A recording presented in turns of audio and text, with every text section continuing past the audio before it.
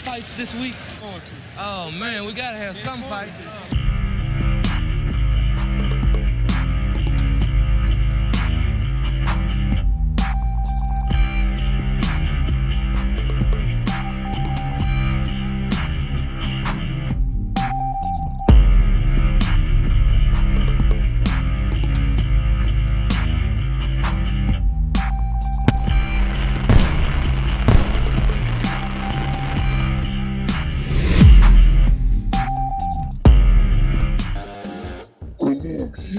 Welcome to the Cage Match, the first episode ever.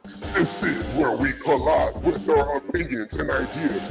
You may not like it, but it's okay, because we don't care. That's how it's gonna go. Ooh, yeah. Welcome to the show. Yeah.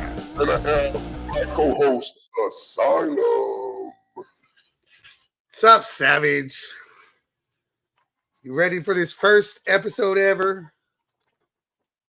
Yes, I am. Oh, the echo's still on. I am ready. I'm ready for this. It's a long time coming. Here's the actual show. Welcome to the Cage Match. This is a show that we put together where we say our opinions, mostly opinions that are unpopular opinions. That's what we do here. Because as also true Raider fans, you know, we like to be very optimistic, objective, and like a lot of Raider fans, we just like to piss people off. Oh, yeah. What about you? How you doing, Asylum? I'm doing good. I'm doing good. Like you said, long time coming. I guess it's time for our shameless plugs. You know, go to our YouTube channel, The Cage Match. Subscribe, like the video, comments. We're going to try to do this all. Right now, I think we're on Facebook and YouTube, so hopefully that's what we're doing. And that's what we're doing. Yeah, you know, just I'm ready for the new season, and football comes back this weekend. The Hall of Fame game. I don't know who's playing yet. I don't really care. My Raiders ain't. Browns Raiders ain't versus playing. Jets. Browns and Jets. I believe so. Yeah, I'll just watch it because it's football. We got no Hall of Famers going in this weekend either. But yeah, so.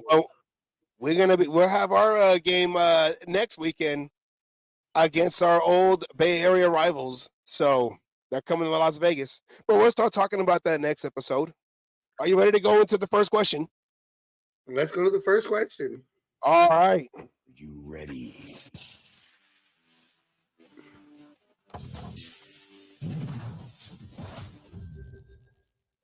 Okay, here's the first question. We're going to do a lot of what ifs. Do a lot of crazy scenarios. The first one is, can the new number 4, which is Aiden O'Connell, could he have a similar path like the last number 4?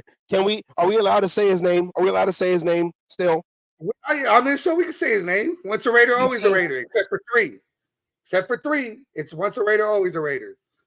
Yes, just like Derek Carr, our quarterback from the last 9 years. So what do you think? Do you think that there's a possibility that Aiden O'Connell can come up like Carr did, start week 1 in his rookie year, surpass Garoppolo just like Carr did when he surpassed Matt Schaub? What do you think? Honestly, I mean, if you think any rookie quarterback can't do it, when Carr started, he was not supposed to be the starter. It was supposed to be Schaub. He was supposed to sit behind Schaub and then go. And in training camp, he started beating him out. Then during the preseason games, beat him out. So it's always possible. It's always possible. And then the little I've heard about O'Connell, about his timing, his accuracy, his predicting, you know, where the receivers are supposed to be and having the ball there when the receiver, you know, gets out of his he's supposed to be doing great at that right now. And in all honesty, for that part of the question, I think he can do it. It's possible. I mean, Jimmy G's coming off an injury. What's it? You know, I know they're taking it easy. He's missed, 2 practices because they're trying to take it slow on his recovery. So, you know, who's to say one wrong step and that injury don't come back? One wrong step. I mean, Jimmy's got all the pressure on him. O'Connell don't. Yeah, and it's just like in 2014, You know, Carr was drafted in 2014. He was, going to be the future. But we had Dennis Allen was the head coach at the time in his second year. Just like McDaniels, he's in his second year. We weren't too sure how Dennis Allen was going to be, because he had a shaky first season, just like McDaniels. I just think it's funny, like the path looks so similar. There's been hype about O'Connell in training camp that all his throws are good. He's studying. He's looking good. And, you never know. Like you say, yeah, Jimmy G, they're keeping it easy on him. Looking at the stats, they're coming out of college. They're similar. Carr was better in some aspects. O'Connell's better in others, but their percentage for their percentages are identical. 66.7 coming out of college. Carr threw for more yards. Average yards was slightly higher for Carr. Average yards, Carr. But when you're playing with Devontae Adams, you're gonna have some of these higher stats. O'Connell's coming out of Purdue, which was I believe a higher in college that's Pac-10 or whatever it is, and I probably got that wrong. People are going to fucking get all over my case on that, but whatever.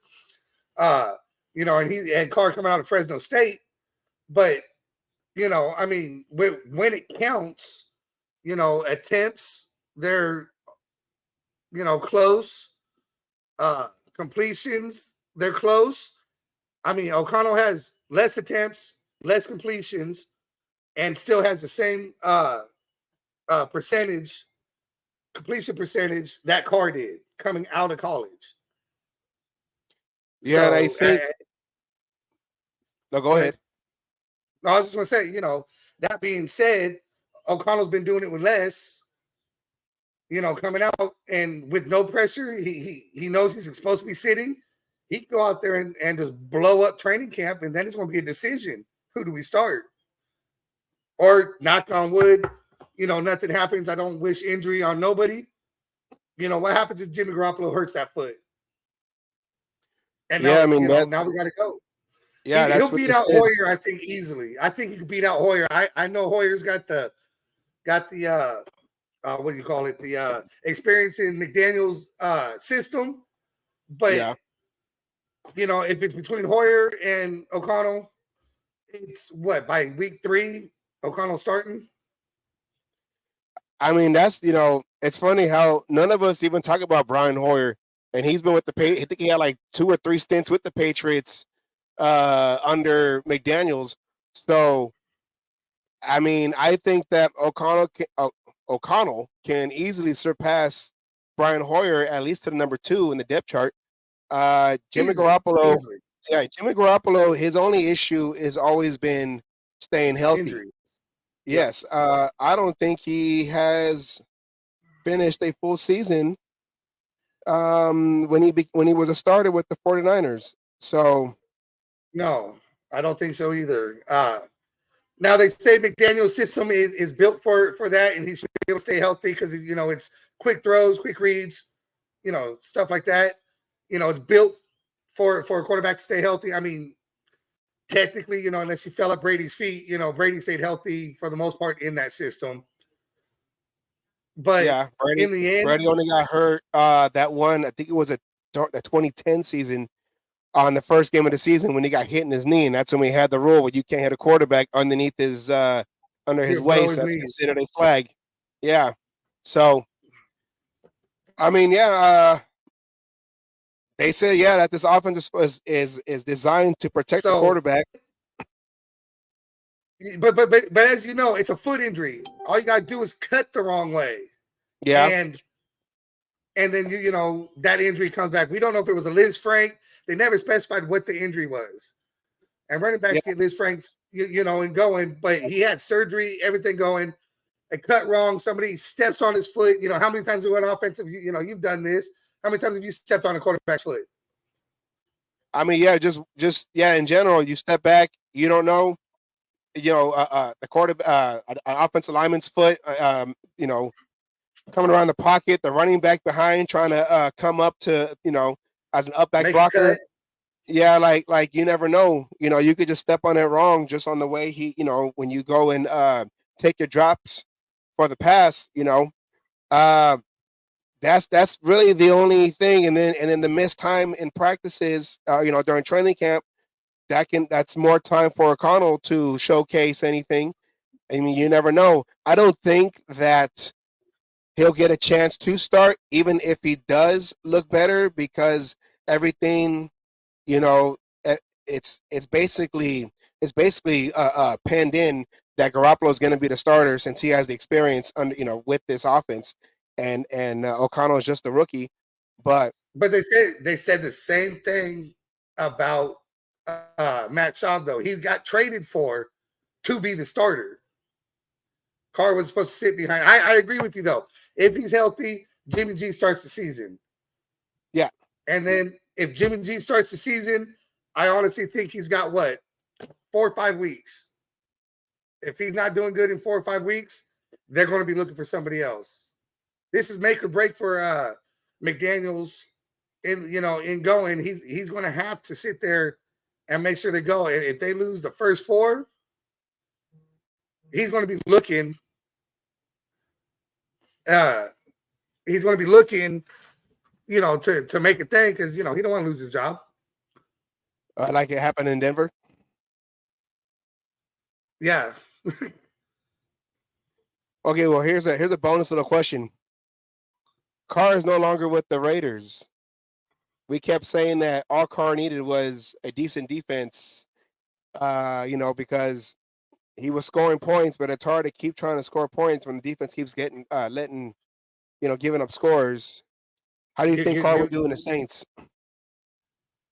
Well, the Saints defense, I think, is better than ours has been. I mean, 2016, Carr's best season. What do we have? We had 2 things: offensive line and a defense. I believe it was at least the top 15, if not even higher. Decent defense, yeah. Under Jack Del Rio. With Jack Del Rio. That's the thing. Carr was known, I believe, since 2014. He had the most comeback wins of any quarterback in the NFL. Now, how do you get that? It's because you're always behind. Yeah. And when you're always behind, coming back with for overtime because the defense is giving up a score. How many games last year did we score, take the lead, and the defense just give it right back? Yes, within the 2-minute warning. Within the 2 minutes, have no timeouts, and we got to go the full length or 80 yards or 75 after the touchback or whatever it is. We have to go down the field, the length of the field. Have to march down the field and go. Now, granted, was there bad throws? Was there everything? Yeah, I mean that shit happens. But when you constantly are putting it on the quarterback's shoulders like that because your defense couldn't hold the lead. I mean, how many times we'll go last year again? 2 years ago, we won every overtime game that we went into. Yeah. Last year, we didn't win it. We didn't win a single overtime game, if I remember correctly, that we went into. Every time that there was time on the clock, I mean, yes, some stupid penalties, or just the defense, they would let them march down the field. It didn't matter who the team was. The defense just could not stop the offense and would give up plays, and we would lose that game. We should have a better record last year than we did, strictly off of if the defense would have just done their job and held them. How many times did we go into halftime with the lead, come out of halftime, and couldn't hold shit? I mean, there was the KC game where we were up on them. There was the Cardinal game where we had a shutout. I mean, there's a lot of talk of what happened last year, or the play calling.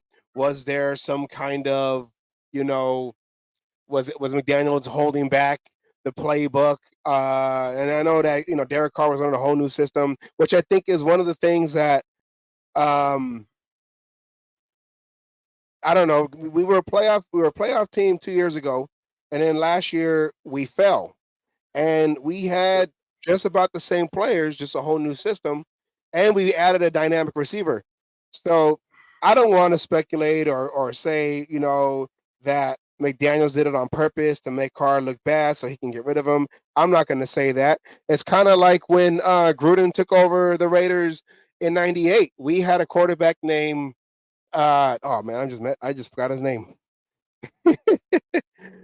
Jeff George. Jeff George was the quarterback, and Gannon came in '98, and he used Jeff George. In the following year, he replaced Jeff George, which was for the most part a fan favorite because he had the deep ball. He just wasn't that intelligent up top. And we brought in Gannon, who was a short yard passer coming from KC, West Coast quarterback, which Gruden wanted, and Gruden, made him a top quarterback, and eventually, not under Gruden, but eventually he became an MVP.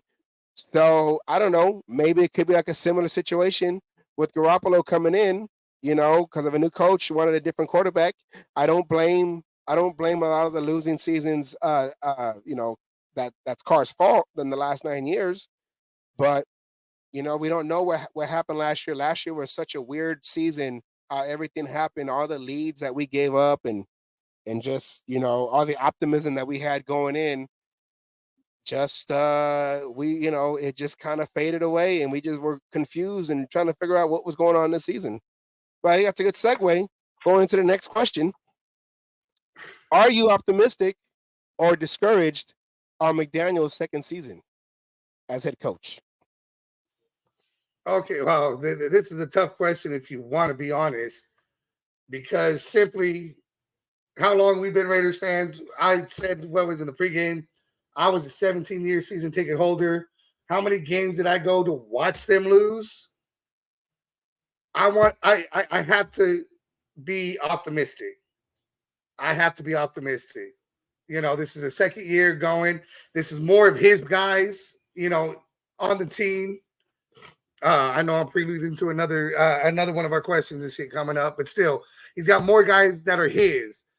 I'm a Raiders fan. We're optimistic before the start of the season every damn year. It doesn't matter who our coach is, who our players are. I mean, we were optimistic with Jamarcus Russell. I mean, come on. But when it comes down to it, I don't want to have a losing season. I want to be optimistic. Yes, everybody wants Raiders to be crap, so we get rid of McDaniels. To me, it's worth getting to a Super Bowl. I don't care who the coach is, as long as he can do his fucking job.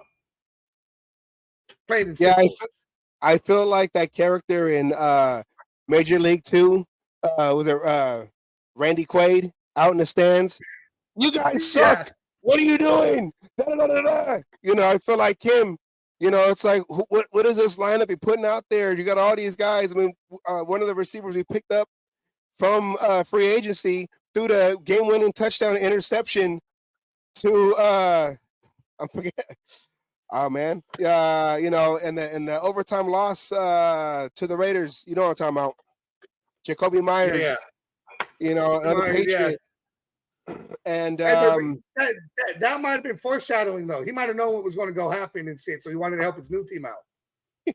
We heard you need a new quarterback. Here we go.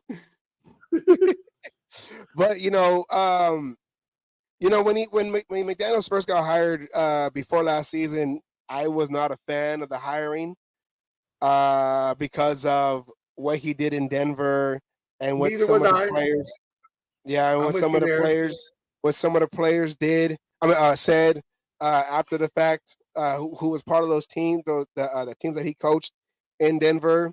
So when they hired him, I thought it wasn't a best move because I know we were searching for a head coach. We had Bisaccia was the interim taking over Gruden. But I thought if he wasn't going to keep him, that you would try to find a head coach who ran a similar system so it wouldn't be such a transition to the next season and try to build off of that playoff season that we had. And I know, I've heard arguments that, well, they're not really a playoff season because they got lucky in a lot of wins. But like they say, you are who your record is, and they made it to the playoffs and they almost beat the Bengals. So who were the eventual AFC champions. So and look at all the controversy we had that year. We weren't even supposed to be able to make the playoff. We were supposed to tank after Gruden's, things, after the rug thing. Most teams couldn't even have done that. Yet we had an interim head coach. The team rallied. With no head coaching experience. The team rallied, and then bam, here we are in the playoffs. Here we are, we lost to the Bengals. At least we lost the team that made it to the Super Bowl. If you're going to lose to a team, at least it's that way. But it's still just one of those, we weren't exposed to. And then, we go to the next year with the playoff team with a lot of things. In all honesty, I think McDaniels wanted Carr out anyways. In that situation, he gave him a chance. Carr's future was in his hands. Was he done dirty at the end of the year? Yes, I believe we both agree with this one. He should have at least been able to play those last 2 games and end his career the way he wanted to with the Raiders. Stidham didn't do any better. And he's not with the team no more either, Stidham. Yep, he's not with the team anymore. He's actually with McDaniels' old team. Yeah. But in the end, we got porn star Jimmy, which he probably knew the system better than Stidham, knows it better than probably Hoyer. Well, maybe not Hoyer. Hoyer, like I said, I think he had 3 stints, but still, Jimmy, if you look at his overall record, he is a winner, in that aspect. He just can't stay healthy. With the West Coast, in the West Coast offense, it's not always about the deep ball. It's dink and dunk, take what you can get, and let your receivers and running backs, do what they do best. Yeah, short passes are the same thing as a run. That's what the West Coast offense is like. Short passes to compensate for the run, and then you go deep, or not go deep, but then you kind of stretch the field a little bit. But speaking of Jimmy G also had a lot of teams that he was on with top 10 defenses. So, this is one of those seasons. This is one of those seasons where we're going to see all the what ifs and everything. What if Carr had a defense, or we're going to see how he'll play in New Orleans? Jimmy G, we're still building a defense. The defense could come out of nowhere and surprise us. The defense is better this year. You have to admit, defense is better this year. We've made some key replacements in certain positions. I'm interested to see how our first round draft pick Wilson does. Being able to have a quarterback sandwich with the quarterback as the meat. With Crosby and Wilson, and then Chandler Jones rotating in. We've gotten better. Are we a top 10? I don't know. That's what that's what we're gonna have to wait and see.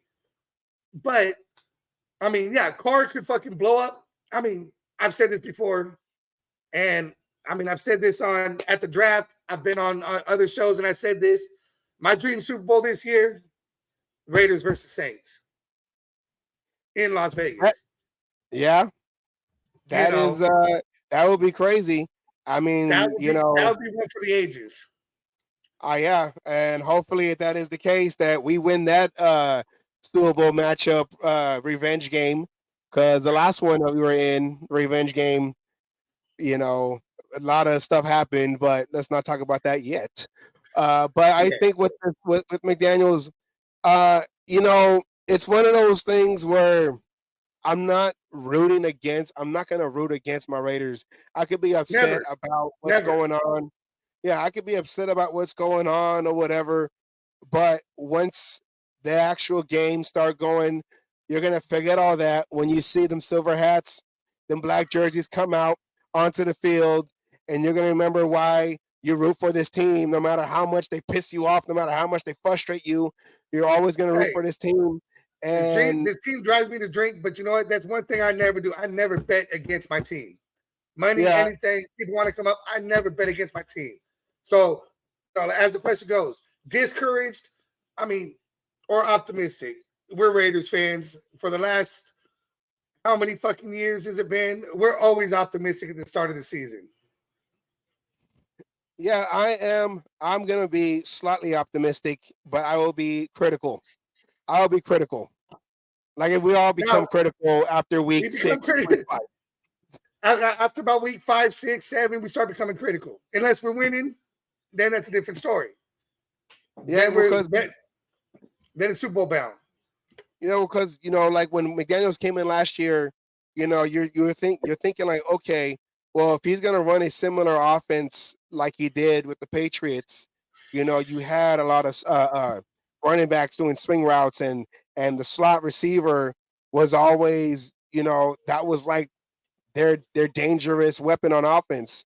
Like for me, I think one of the players I thought was gonna, succeed, highly succeed in the offense was Hunter Renfrow.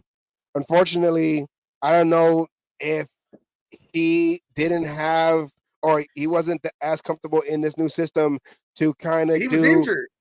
Well, yeah, but in the beginning, where I don't think he was fully comfortable to kind of where I think in the season before, he was allowed to improvise his routes because he had that rapport with Carr. But yeah, he got injured. He had the concussion against the Cardinals in overtime, where we lost the game, and he was out for 2 games, and then he ended up getting an oblique injury where he was out for 5. So he never really got a rhythm. Hunter Renfrow was the guy I thought was going to be, a top performer in his offense. Who was the guy that you thought was going to be a top performer in his offense last year? In the offense? In his offense. To be honest with you, it was fucking Darren Waller. I mean, McDaniel, he had Gronkowski, he had Aaron Hernandez, all his tight ends, and I can't name them all, I mean, I know it's the Patriot way now, but I can't, I don't follow the Patriots in that bullshit. But the tight ends are always a big part of his offense. Yeah. And I expected Darren Waller to come out and the way he'd been playing and be Darren Waller and possibly break the record that he already had held for the most receptions by a tight end.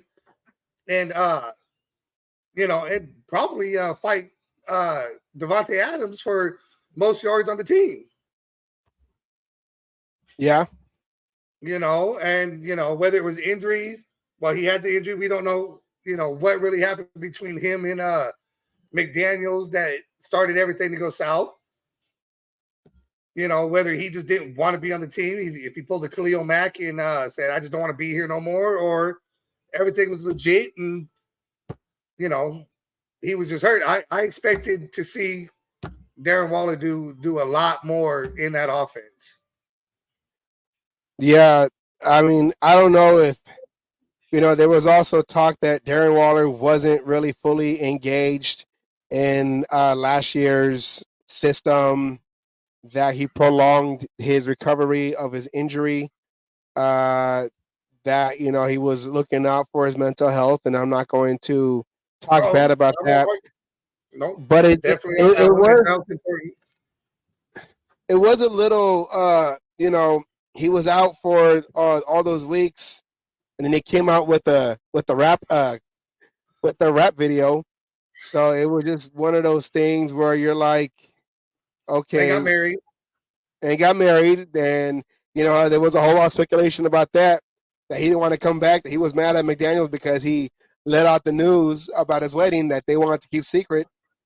So, I don't know what happened to Waller, why he just was disinterested with last season. Eventually he got traded to the Giants. That was a surprise move. And when it first happened, I was upset, but he didn't play a lot, and he was injured a little bit the year before. So see the difference between that though is he played through injury the year before. This year, last year, it seemed like the minute he had an injury, he shut everything down. For lack of a better term here, it almost felt like 2 years ago versus last year, he became a diva. And I mean, I get it. Like you said, mental health. If there was mental health things there, I'm the first one to go. Your mental health comes before anything else. Football, it's very important in life. It's a big deal. It's come to light. And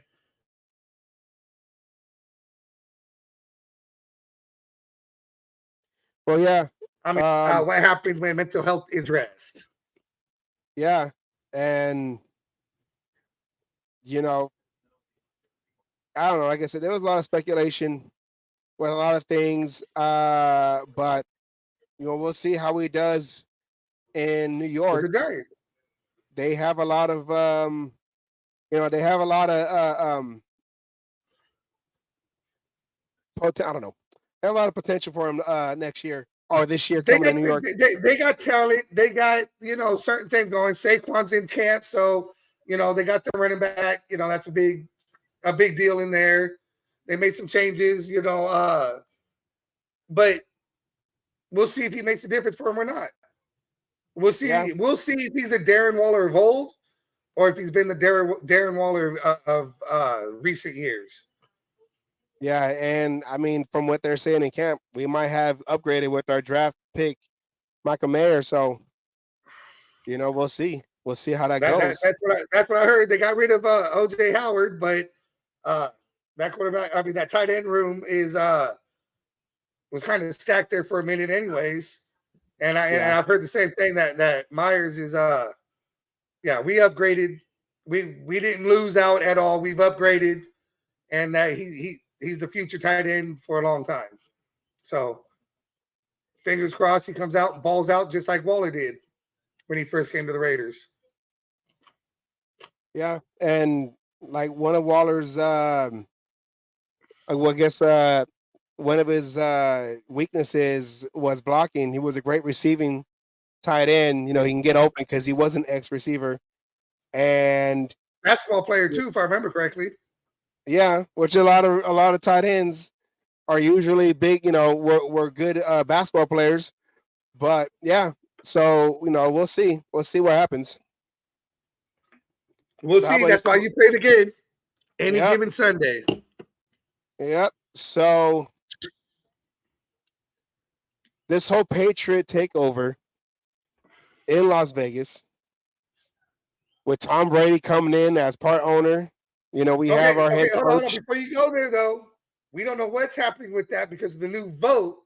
It's thrown the monkey wrench into everything, and now there's new negotiations. His ownership has not been approved because Mark Davis wanted to bring him in as part owner and hire him, and because of this new vote, league vote, they said you can't give equity to players or employees, and so now that's actually in jeopardy and possibility not happening. They have to renegotiate. The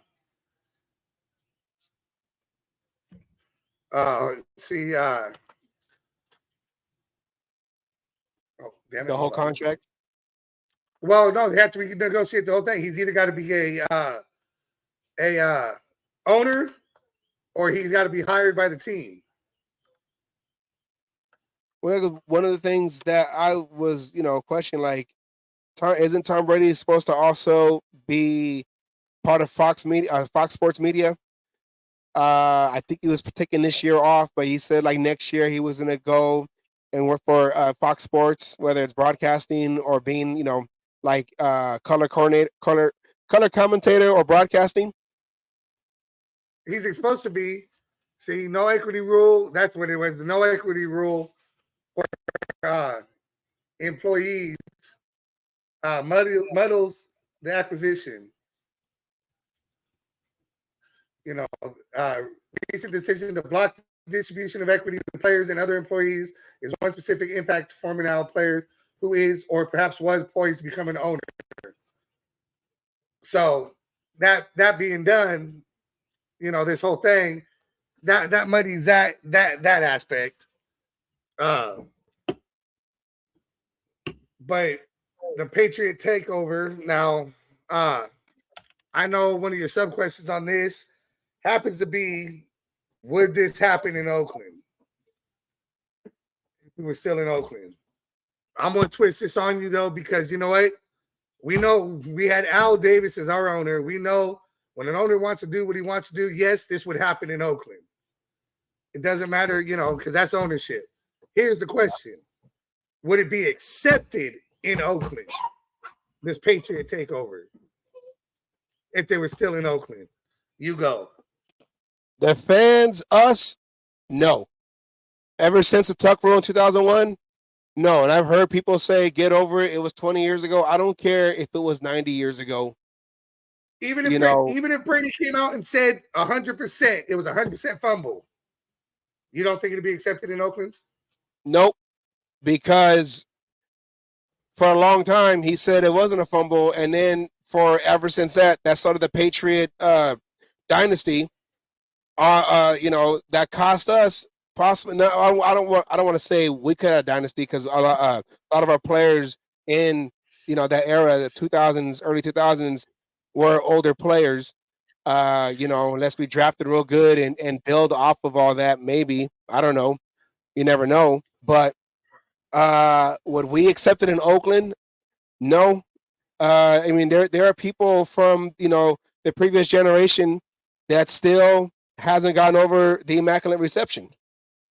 One of those playoff heartbreaks that at the last second. No. The immaculate deception. The immaculate deception. Cold weather games, we get jobbed in the snow.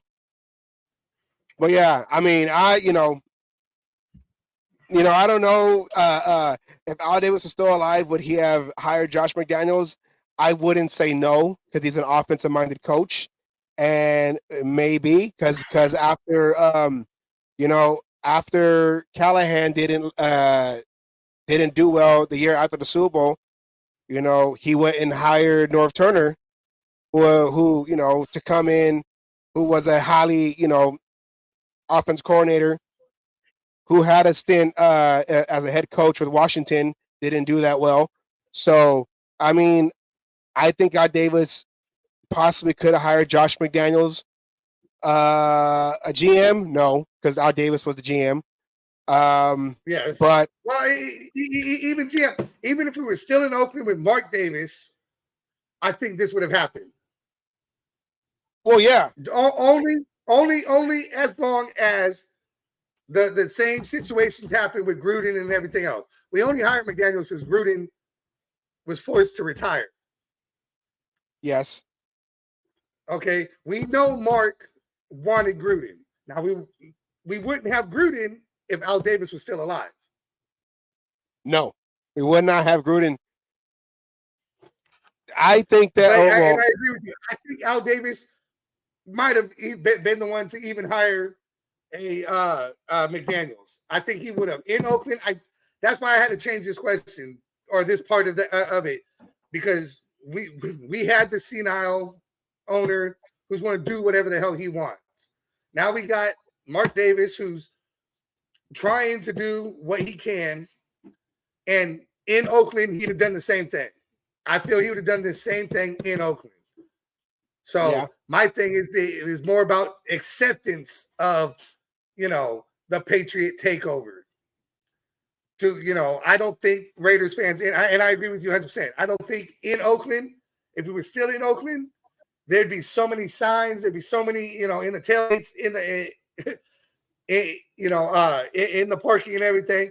It'd be so much shit talking about so many Patriots, players, coaches, coming in, being on the team, the way things are going.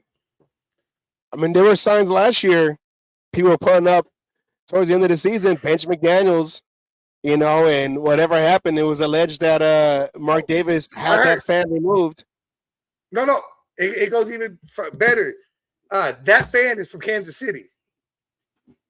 That was a Kansas City Raider fan. Yeah. I actually know who that is. As a Kansas City Raider fan, he did have that sign. Not only did he have him removed, I heard rumors there's a possibility of him being banned. Just for a sign that said bench McDaniels. Well, he had something else. I believe he had that on the other side. Raiders fans deserve better than this. I saw that one. I think it was the same guy. He just had both sides. But it was true. No, he did not speak any lies. Now, Al Davis loved that kind of shit. And I don't think Al Davis would have removed that fan. He may have He may have said, "Don't show that sign again." They may have taken that sign from him, but he never would have removed that fan. Al Davis loved the fans, and he loved the fact that we were very vocal as fans and said our piece because that was the Al Davis way. Yeah. Don't give a fuck what anybody thinks. We're going to say what we want to say. We're going to, be the way we want to be. And Al Davis loved super fans. Al Davis loved the black hole. Al Davis loved how vocal, he loved the fact that we would turn an opposing team's home game into a road game. Yeah. I mean, that was Al, that was Al Davis's pride. Nothing was above the Raiders. That's what he wanted. He wanted, a global, for the Raiders. He said that, I want our team when you say silver and black and you know who you're talking about. He wanted that global appreciation, for the Raiders, not just Raider Nation, but, international Raider fans and everything. And in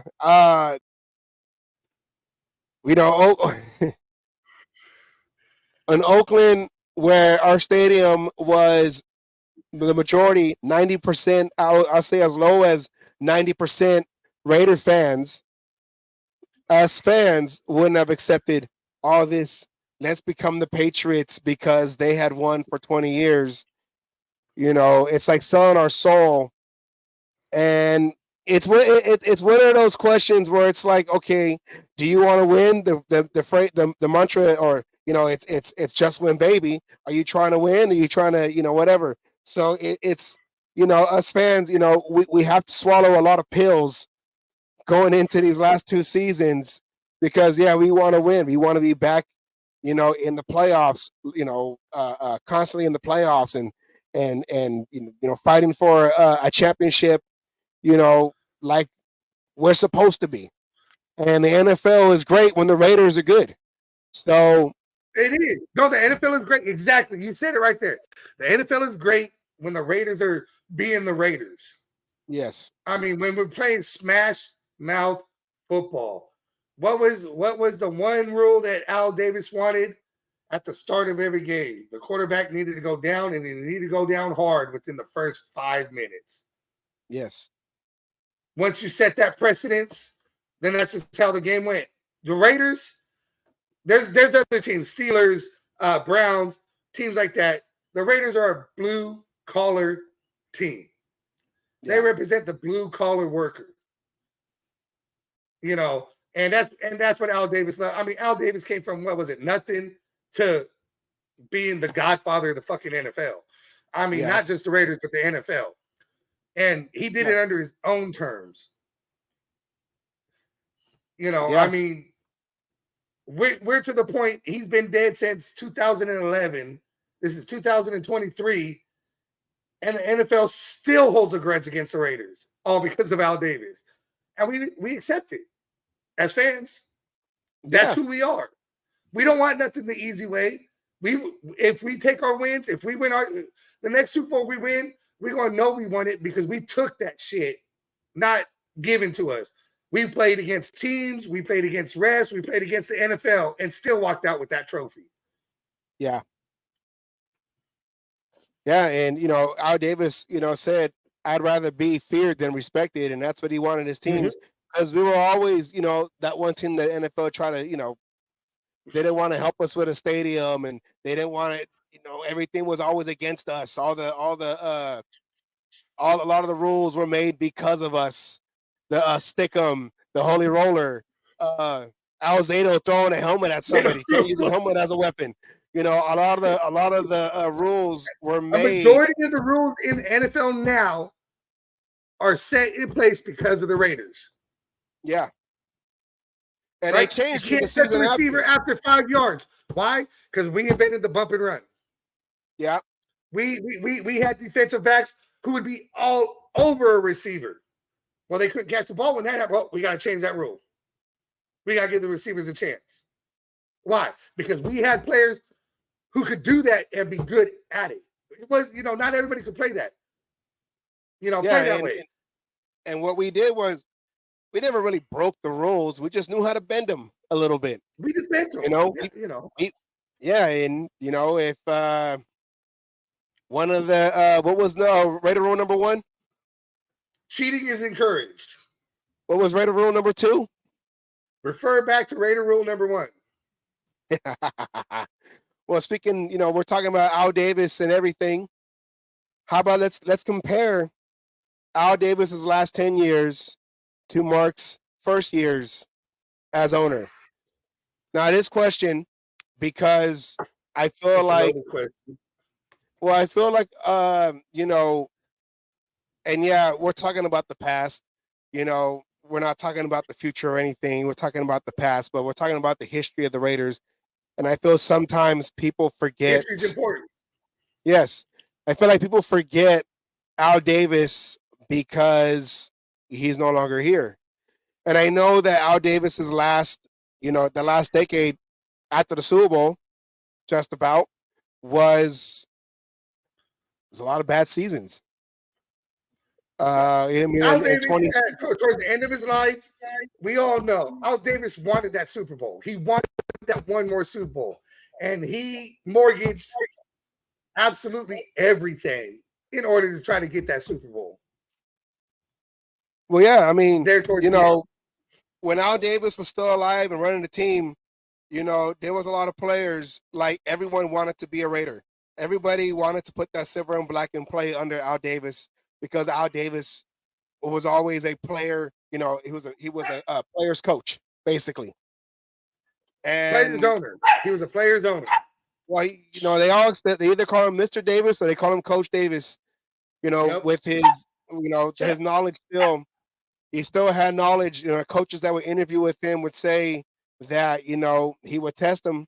He would test them their knowledge of the offense and the defense and everything. And that they would get a lot of information from Al Davis.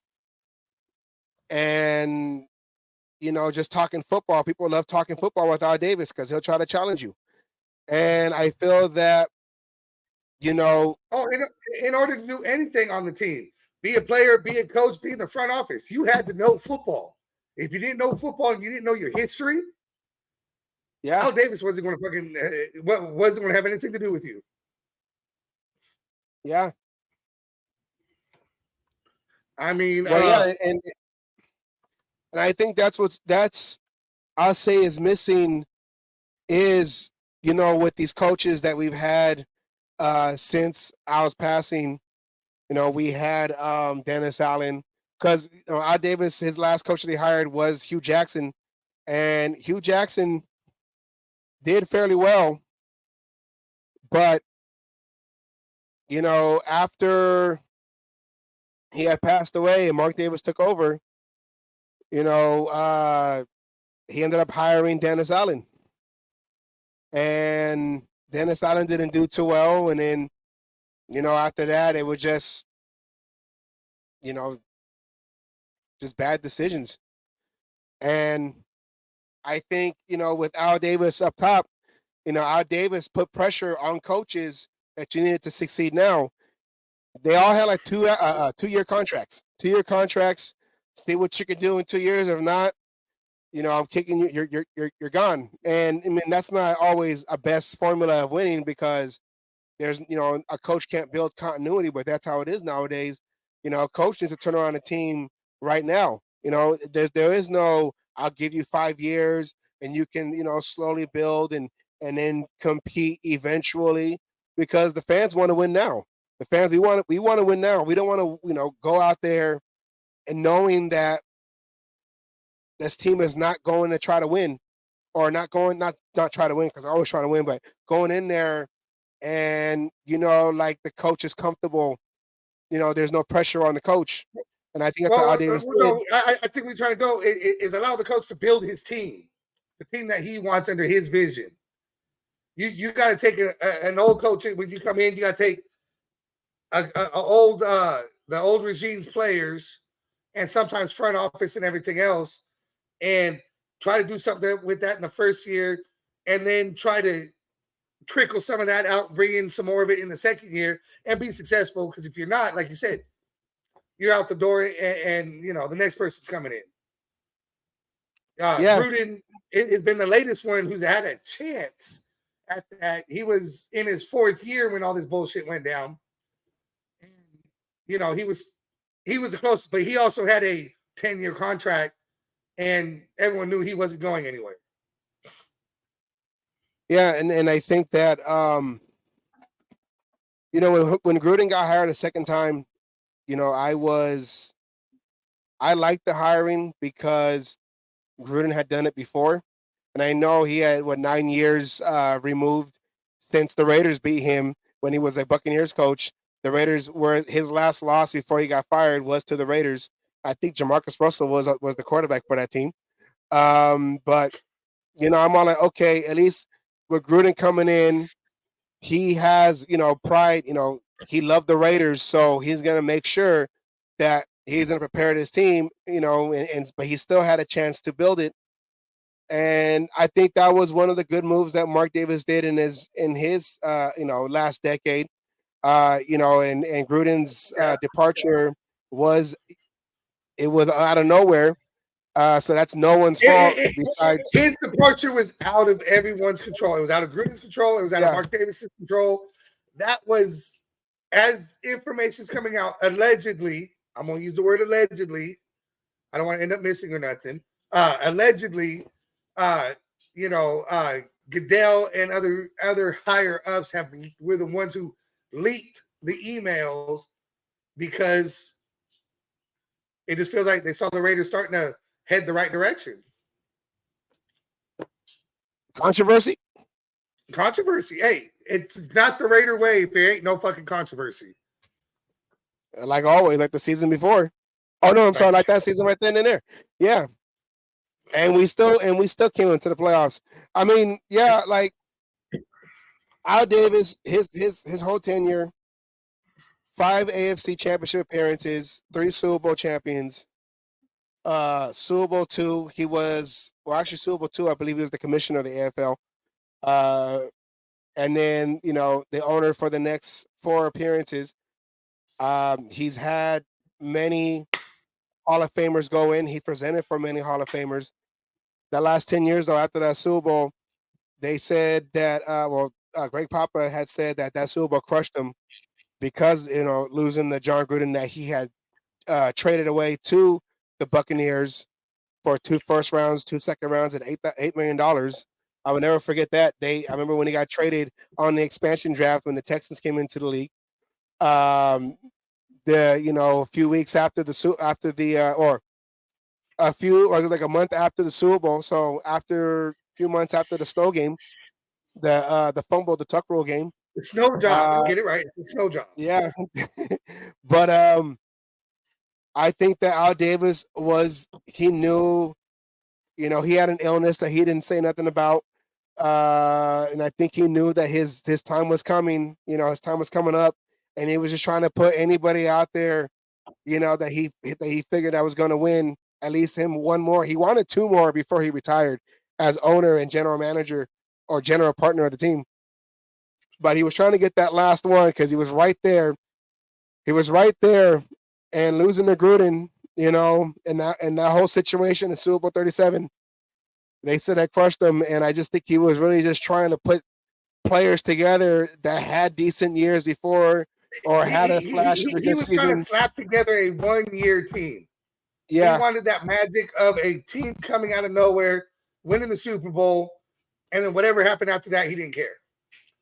But that being said, I'll even go this far. When Mark Davis first took over the team, I thought one of the smartest things he said and did was I'm not my father.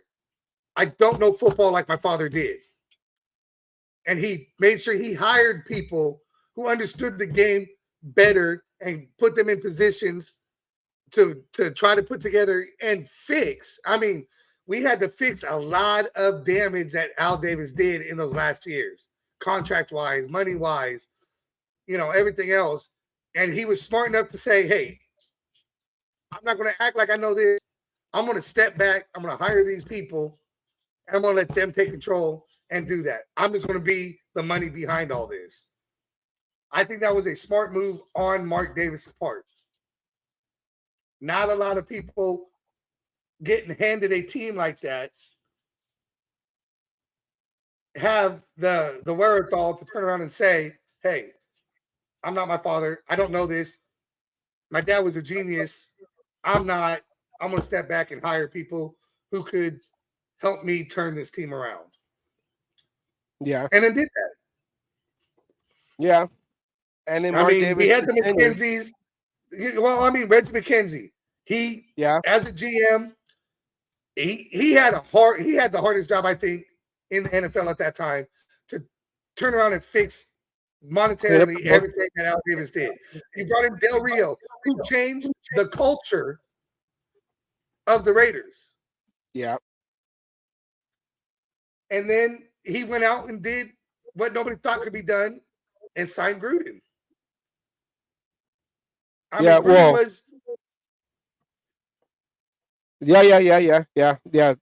was still the GM. Gruden was on TV commentating. He did not need to leave his job. Yeah. He did what had to be done to get Gruden. In all honesty, and it probably might not be a popular comment here, Del Rio changed the culture, but Del Rio was not going to give us a Super Bowl. Yeah, Del Rio, his big mistake was firing the offensive coordinator after that 2016 year, and keeping there was keeping Carr in that game that he did not need to be in against the Colts when he got injured. There was no reason for him to be there. Carr was going for an AP season. Yeah. We had the playoffs clinched. Why was he in that game at that late in that stage of that game? We had a big lead too going late in the game. Yeah. Oh, yeah. That game was solidified. That game was over. We were at the point when Carr got hurt. We couldn't lose that game. And then Carr gets hurt. Del Rio, we needed Del Rio to change the culture. And that happened. I just don't think Del Rio, and I know we had just given him a contract extension and all that other shit, but I don't think Del Rio would have taken us to the Super Bowl. I don't think Del Rio would have won a Super Bowl.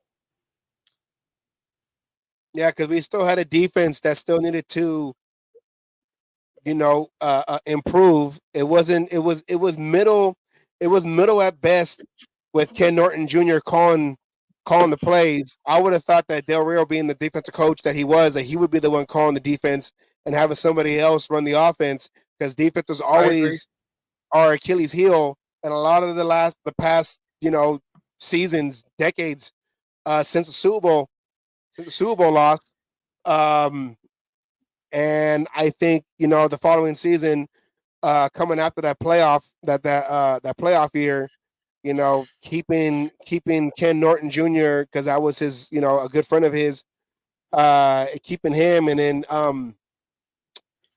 upgrading Todd Downing from the quarterback coach position to offensive coordinator.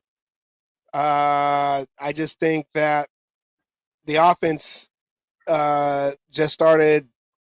It wasn't as great as it was the year before, and that basically sealed his fate. Gruden became available, and Mark Davis Gruden was willing to talk, and Mark Davis was willing to throw whatever he needed to get him. That 10-year, $100 million contract.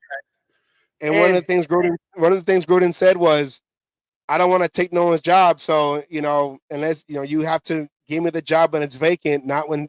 So they fired Jack Del Rio, and interviewed John Gruden. You knew they were going to hire John Gruden, but they interviewed it just to do the process, just to make it seem like, oh, we're just interviewing him and seeing. But we all knew that was going to happen.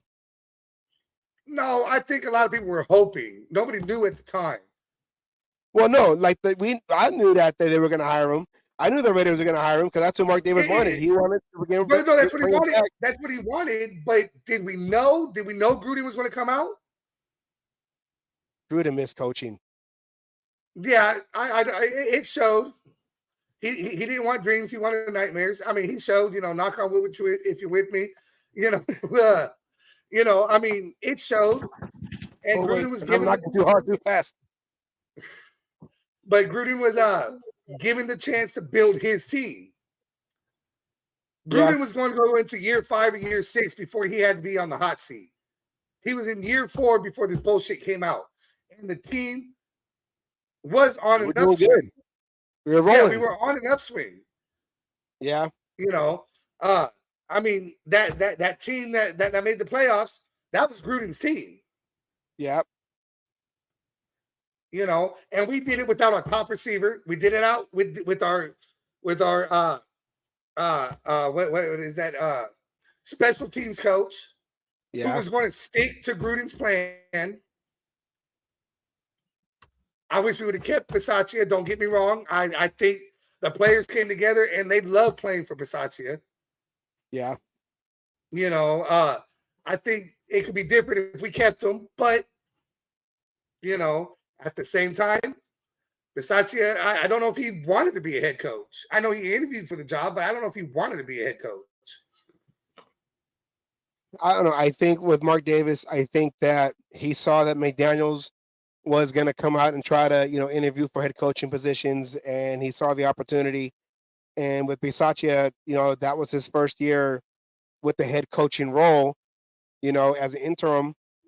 I don't know if he felt like, well, I don't want to pass on McDaniels, who has. I'm gonna have to step away real quick. You keep going. I gotta step away real quick. Well, I don't know. Like McDaniels had the 6 rings as an offensive coordinator. I think he couldn't pass on the opportunity to see if McDaniels can turn this whole organization around and make them winners.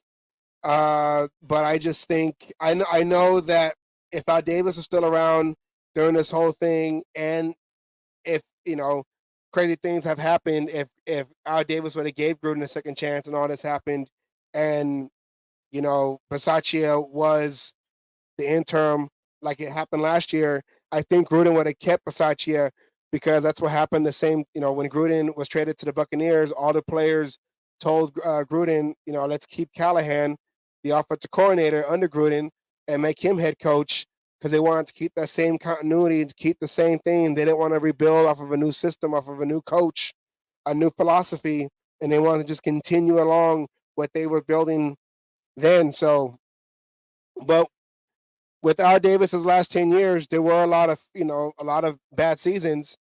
And with Mark Davis, there was a lot of bad seasons too. But with the organization, I mean, look what happened now. Mark Davis, we have our own stadium now. We had to move to Vegas for it, but we have our own Which stadium. a lot of people don't know. It was Al Davis's dream to move the team to Las Vegas. Al Davis wanted to go to Las Vegas if he couldn't stay in Oakland. Al Davis's favorite place to go to for his birthday was to Las Vegas. And I mean, Mark Davis as an owner, businessman owner, we got our own stadium. We're not sharing it with nobody. Even though the A's are coming to Vegas possibly real soon, we're not going to see a baseball field in the middle of the 50-yard line. We're not going to see second base alongside the the 50-yard line like we did in Oakland, which I miss sometimes. But I miss that infield, I'm telling you. Yeah. We got our own stadium. We have our own city. And a quick note on your thing. No, if Al Davis was still alive, I don't think we would have hired Gruden. I don't think that would have happened with Al Davis still alive. Well, yeah. No, I was saying is that if somehow, some way he, Al Davis was never like that, but if he was to have given him a second chance, and the same thing would have happened where Gruden had to resign because of emails from whatever, I think he would have kept Bisaccia the second year, because that's what the players did after he traded Gruden to the Buccaneers. All the players rallied to have Bill Callahan, upgrade him to head coach, because they wanted to keep that same system and continue to build off of that. And they didn't want to rebuild, because a lot of the players that we had were towards the ends of their careers. Tim Brown, Jerry Rice, Rich Gannon, they were all in the twilight of their careers, and they didn't want to start all over after being in the, AFC West champions the last 2 years, AFC championship in 2000. Unfortunately, the snow job in the divisional round 2001. So they wanted to keep all that continuity with the same system and the same philosophy. I think that Al Davis does this crazy things. If he would have hired John Gruden, give him a second chance, and all this happened, he would have kept Bisaccia because he would have listened to the players. Because they all wanted to keep him. They wanted to rally around and keep him there. So I agree with that 100%. Yeah, 100%. I agree with that statement. I mean, Mark Davis as an owner, the team on the field, similar to Al's last 10 years, but Mark got us our own stadium. It's in Vegas. We're not sharing the area, like with the Niners across the bay. We're not sharing. You also got to look at Al's first 10 seasons. He didn't make no Super Bowl. He didn't make the Super Bowl till he didn't win the Super Bowl, until season 11. Yeah. Al Davis. Super Bowl 11, yeah. So going into this, does son follow his father's footsteps? And after 11 years of ownership, this is the 11th year. Does in Vegas? The same thing as his dad did? In Vegas? In Vegas? Super Bowl appearance? In Vegas? The stadium that he built in Vegas? 3 Super Bowls in 3 different cities? Hey, the only team that be in 3 different cities. Twice in one. But I mean, I know we're comparing the last 10, but the first 10 too, Al had great seasons per se. He turned to a 2-10 team or something like that. Whatever, I forget how many games they played when he first took over. 14. So 14. Okay, so he took a 2-12 team and turned around and made the biggest turnaround in his first year. Yep. But when you go down, it still took him 11 years to win that first Super Bowl. Now, granted, he only had 2 coaches those 11 years. Yeah. Well, it was him, and then it was we're saying as owner, not counting him as a coach. He only had 2 coaches. He came in at 63. And I'm forgetting who the coach was, who coached Super Bowl II. But I forget. God damn it. I knew it and I had it up too, and now I'm drawing a fucking blank. Yeah, he was I think he was let go the year 2 years after that appearance. And then John Madden was came in, was upgraded from the staff to become head coach.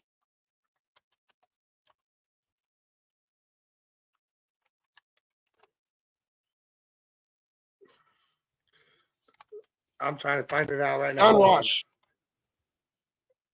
Ross. There you go. John Ross was the coach that's it. to Super Bowl II, which they ended up going against the dynasty Packers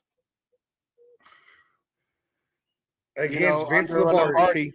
Under Vince Lombardi. So yeah. Now his first 10 years, he got the 1 ring, but he was as an owner. Yeah, so as an owner. And Mark Davis, maybe this season, you never know, coming out of nowhere. Hey, we were the first wild card team to fucking win the Super Bowl. 1980. We could do something like that again. Yeah. Hey, we could sweep. There's a possibility with this offense. If the defense could do what it needs to do, there's a chance. I'm using the word chance. We could sweep the Chiefs this season. Hey, I think I'm tired of seeing Mahomes. I'm tired of hearing Mahomes. I'm tired of hearing all these announcers swinging off Mahomes' nuts like he's the fucking God's gift to fucking football. He's not the next best thing since white bread. I mean, I give him his credit. As a mobile quarterback, he extends plays, and that's what makes, allows things to go. He's got Travis Kelce, one of the top tight ends, in the league, but he's got Andy Reid. But, every team in the NFL, every team that's rising to the top, that's the cream of the crop, has fallen and gone down and been right where we're at right now. Yeah. All we got to do is come in and play Raider football, hard-nosed football. Win in the trenches, and whether that's with McDaniels or not, I don't give a fuck who it's with. I'm ready to win now. We just gotta get to Mahomes, slam him to the ground more times than just one or two. Max Crosby had him a couple times last season to the ground, and we had a lead in that game. Max Crosby's working on that. He's been working his hands and everything. He wants to be able to do, if he gets that fingers in the jersey, he wants to be able to drag him down, and he's been working on that. And just maybe, Wilson is that answer. We need another bookend because everyone's keying up on Crosby, and Chandler was supposed to be that bookend to complement at the quarterback. Yeah, to complement Crosby. We need D tackles to push and collapse the pocket through the middle, and we got to put pressure on the quarterback because that right there helps the DBs in the back. Because when the quarterback can extend plays. Having quarterbacks who could cover will help that, though. Well, yeah, but we got to put pressure on the quarterback because if he can extend plays and the receivers just keep running free, it's that's when the coverages start breaking down because people are trying to DBs and safeties are trying to cover these receivers who are now just running just to get open, running routes. That's where we need linebackers that can cover too, who cover the tight end. Who can cover tight end's always been our tight end's always been a thorn in our defense. Kelsey's always fucking had big games against us. Yeah, especially that last one when he won 4 touchdowns and he only had like less than 100 yards because it was all within the red zone. We couldn't cover within the red zone, and you knew they were going to him. But that again, we're working on the defense. I think we've upgraded. We have upgraded. In the end, Peters, I don't know if he's the answer, but you know what? He is a ball hawk. The key thing in this, and Peters being the ball hawk that he is, turnovers. Yes. I just think we get the turnovers, then it changes the game. I think what we need, what we're missing, like since Charles Woodson, his second stint, was a veteran back there that can help guide the younger DBs that we have back there because, Charles Woodson playing safety, he was playing amongst a lot of young DBs and he was out there making plays. And, he was like 37, 38? Something like that, yeah. But we brought in 2 veterans. Yeah. Epps and Peters. Yeah, so we just need, I think the one thing we were missing for a long time was that veteran presence back there. That keep and a linebacker accountable. That linebacker was always, we've been missing a linebacker for a couple years. The linebacker position is not the same like it used to be. You don't have that one, middle linebacker like a Ray Lewis or whatever, to the captain of the defense because of the way the offenses have been developing. A lot of slot guys. You need faster, like safety linebacker hybrids. We just need somebody back there who's going to be, put the hammer down as a veteran leader on these guys. And Max Crosby is becoming that leader on the line. Yeah. But we need somebody back there with all the moving parts, tight ends and receivers, trying to get open. That's going to be able to help out the young DBs develop, right now, that's what, Divine Diablo? Yeah. He's got the green dot this year. Well, this is, what is this? As his second year, right? Or a third year? Second or third year, something like that, yeah. Yeah. So, maybe with a second year in Patrick's system, there'd be less thinking and more reacting. Because I just think they were trying to, they say that's a complicated defense. to grasp, and a lot of players were thinking too much. And it might help with the whole fact of now that we got cornerbacks and safeties. We got Nate Hobbs, who fucking had a hell of a season. We got Peters, we got Epps, we got who's the other one on the other side? Who? Morick. There you go. Yeah, who's in his third year, something like that. Third year.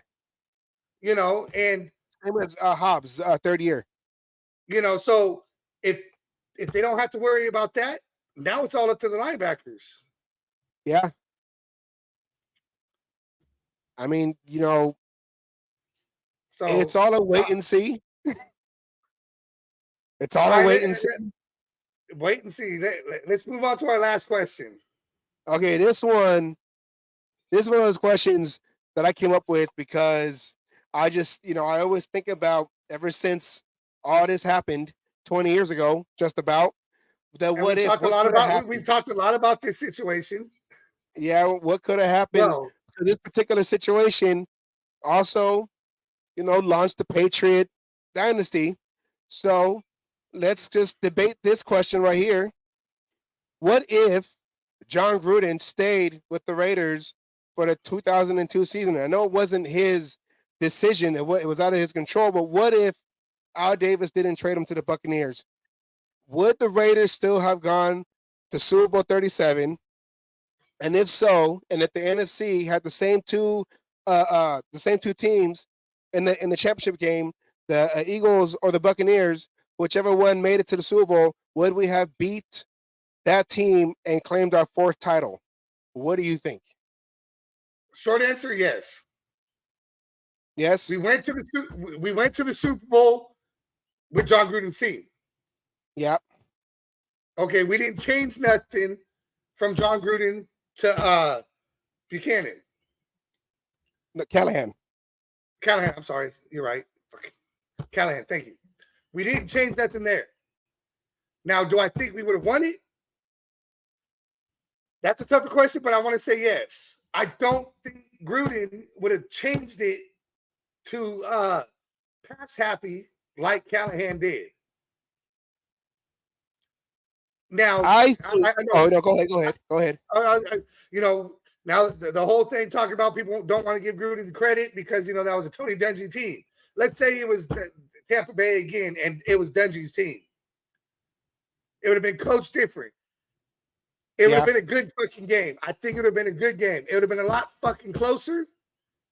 And in the end, if we would have done what we did best to get there, I still think we squeak out that win. We don't get blown out like we did. I think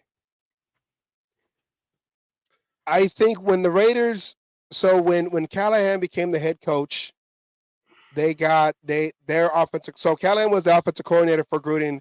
The 4 years Gruden was there from 98 to 2001. He was the offensive coordinator, Bill Callahan, but he wasn't the play caller. John Gruden was a play caller. John Gruden was more of a, controlling the clock, ball control, holding on, to the, longer possessions. That was how he called the game. I think when Callahan came in, they hired Mark Trestman as offensive coordinator, and he opened up the passing game for Rich Gannon. I mean, and in that season, we had older receivers. We had, Tim Brown towards the end of his career. We had just gotten Jerry Rice the year before. Jerry Porter was just drafted. He got drafted in 2000, the same year as I think it was later around the same year as Janikowski and Littler. So he was like that faster slot receiver, that third option receiver.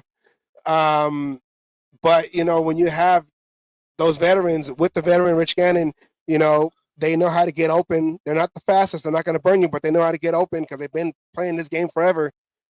Trestman opened up the playbook and had Gannon. He threw more than they rushed, and even with Charlie Garner and as the running back, they swung him out a lot. Patch pass catching running back. And when they did run it, they had Charlie Garner to run it.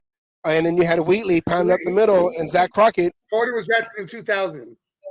Yeah, 2000. He was like in the later round. I think he was like round 5 or something. Nope. Round 2. 3? Pick number 47. Number 2? 2. Round okay, 2, I know. pick 47. Yeah, okay, so it was Janikowski, Porter, and then Lettler, I think, was round 3.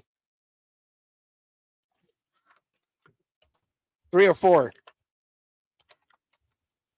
But yeah, Wood Gruden had got the Raiders to the Super Bowl that year. In 2002, they played the Jets.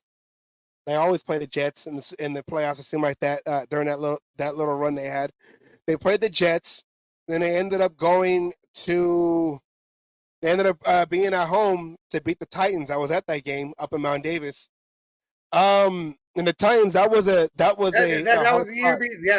year before I became a season ticket holder.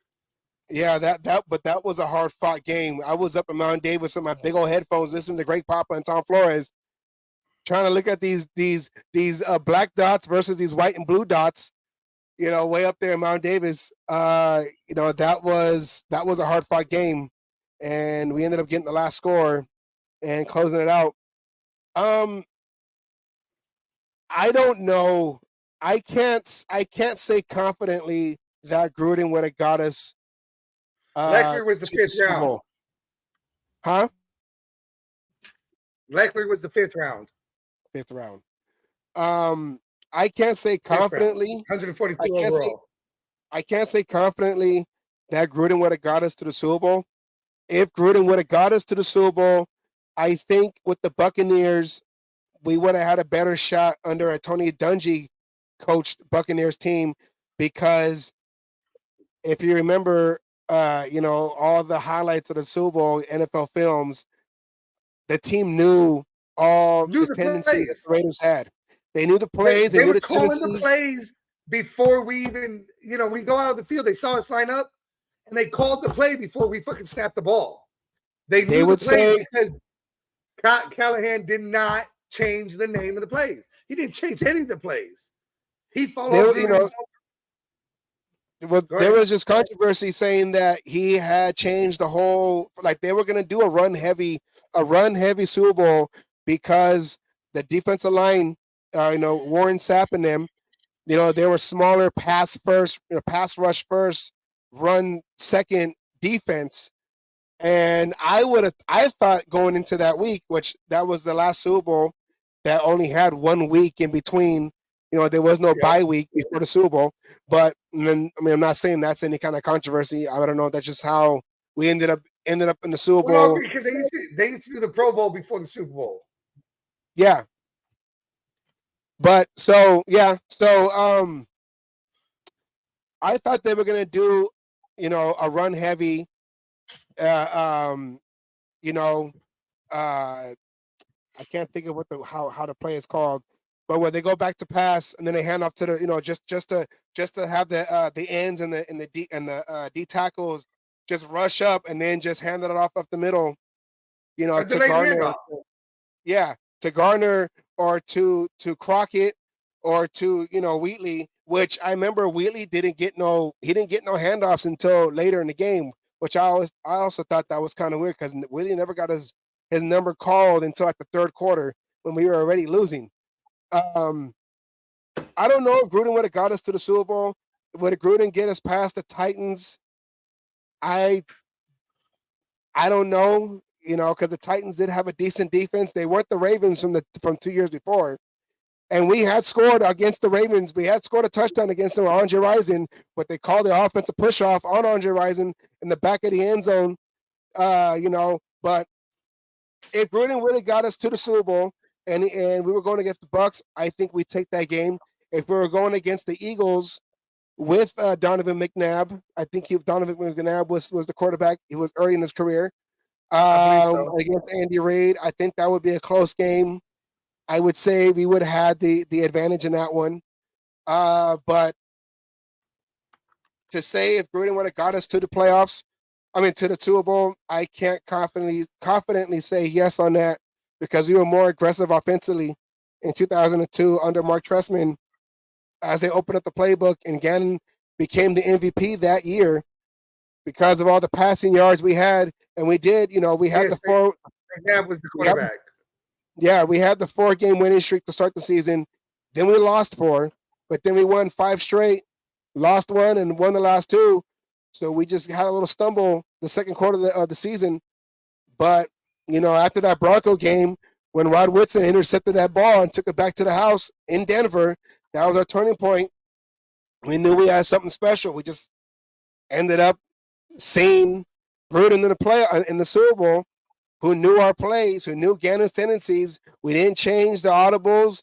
We didn't change anything. And I think we changed the game plan too late of the week for the players to adjust. Barrett Robbins, had to, he's the quarterback of the offensive line, and going against all those future eventual Hall of Famers on that defense, it's.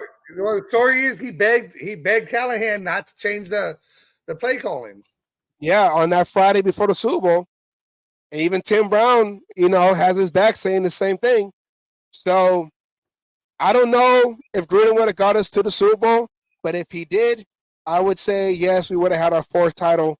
We would have beat the Buccaneers under Tony Dungy because it was their defense. Like, even when Gruden was the head coach of the Buccaneers, they had a stretch where the offense couldn't do nothing. The defense carried them a lot towards the end of that year. So if Gruden would have got us past the Titans, if we're still playing the Titans in that AFC Championship game, if everything had the same path, if we would have got past the Titans, and I say yes, we would have had our 4th ring. But when Gruden came back before he had to resign this past season, or the 2 seasons ago, I thought Gruden as a head coach to facilitate everything would have been great.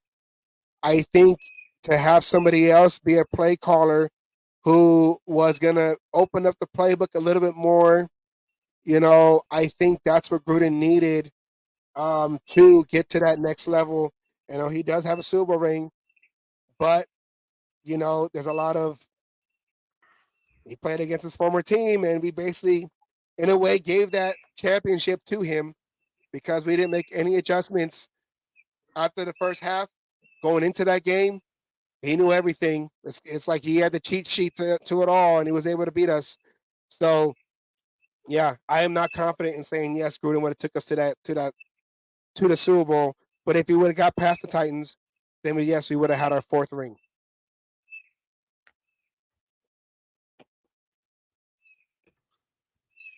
Yeah. Yeah. Well, Well, I mean, I disagree with you on some of it, but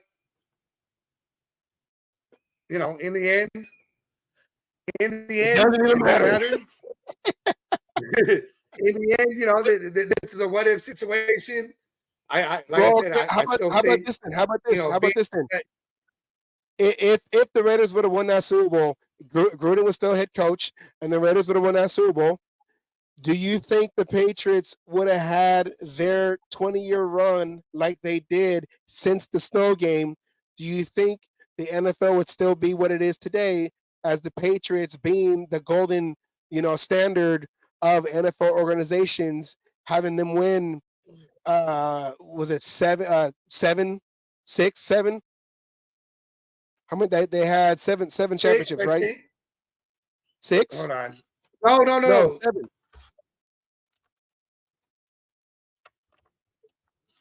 No, because the Steelers have the most Super Bowl wins, don't they, with 6? No, I think the Patriots surpassed them. You might be right. Yeah. Hold on. I'm looking this up right now. I'm not going to fucking comment. Because it was the Niners and the Cowboys who had 5, and then the Steelers beat the Seattle Seahawks. Had 6. And they got their 5th, and then they ended up getting their 6th to beat the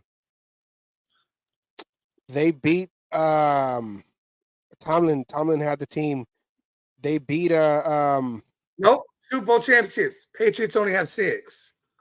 They have 6? Brady got his 7th. They have 6. Okay, Brady got 7 with the Buccaneers. Okay, that's what threw me off. Okay, yeah. Yeah. Okay, so then them and the 2001, Steelers. 2003, 2004, 2014, 2016, and 2018. Yeah. Yeah. Now they bend them more, but Eli beat them twice, Yeah. and the Eagles beat them once. Yeah. And the Bears beat them in the 85. Okay. Yes, their first appearance. So yeah, they only have 6. They're tied with the Steelers. Okay, yeah. Yeah, because Steelers beat the Cardinals. That was a close game too in the Super Bowl. Their last victory. Then they lost to Green Bay.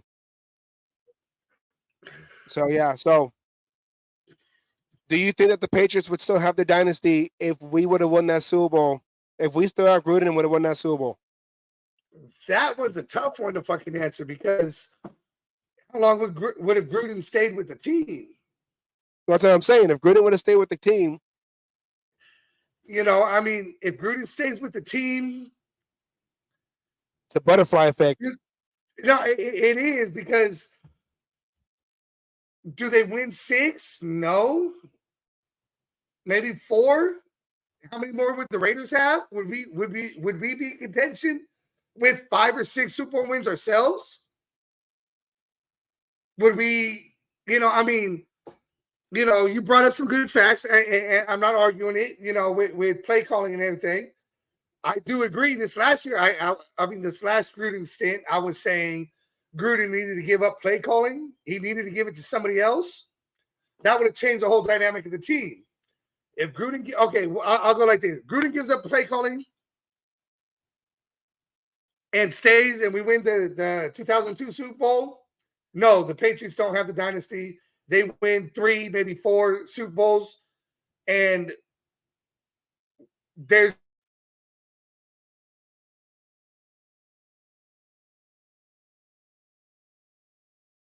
that rivalry with us where we're constantly making it to the, playing, like we had with the Steelers, where we kept getting beat by the Steelers. I kind of see that happening instead. It's just Patriots and Raiders in the championship game and going. But Gruden had to give up the play calling. Give up play calling. Well, let's ask. Yeah. I see. Let's ask Captain. Let's ask Captain in. Oh yeah, it's the man himself, the James Brown of YouTube television. I don't know about that, but it's like I was asked. Actually, I was enabled to come in to your show, and I said, of course, for you guys, I would do that because it's only 10 o'clock here, so I got a little bit of time before the old man has to go to bed. But first off, congratulations on getting started up again. That's fantastic. Good to see both Savage as well as my boy Ken in here for shows. So it's great. It's great to see you. So blessings to all of you. Blessings to all the folks that are out here watching. We'd love to have you on our inaugural show. Yeah. Well, I'm honored. I guess this is the week of, hey, I'm starting my stuff. Please come on my show, because I did that for Twan, and again, anything for Twan, anything for you guys. And I'm just glad. I'm just glad that Savage has made his way out from the clutches of bad juju. I'm just saying. I'm not saying anything other than that. Nothing other than that. That's all I'm gonna say. The clutches of bad juju. You're free. You're free. Yeah. So not to say anything else, because that would just be wrong. Yes, God loves it. God loves it. We're all about pissing people off, Captain. That's why we have the cage match. If they don't come in here and the cage match.